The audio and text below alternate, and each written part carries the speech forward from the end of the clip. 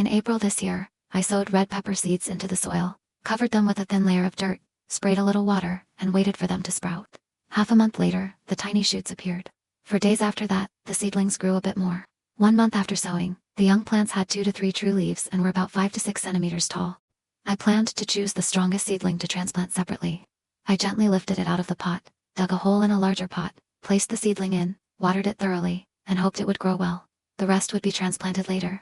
Day by day, the little pepper plant kept growing steadily.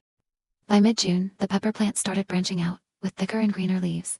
Compared to my hand, it had grown quite a lot. When I parted the leaves to look closely, I was surprised to see it had already bloomed tiny white flowers, looking very beautiful.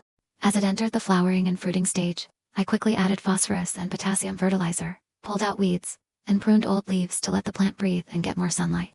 By the end of June, when I looked closely into the pot, I was surprised to see a few peppers had already set. They were bright green, and more fruits kept forming at the top.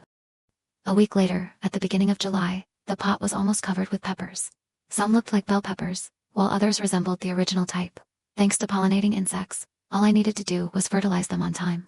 As time went by, the peppers began turning from green to red, though a few got spoiled. By mid-August, all the green peppers had turned red. The pepper plant was glowing red, full of hanging fruit, such a delightful sight.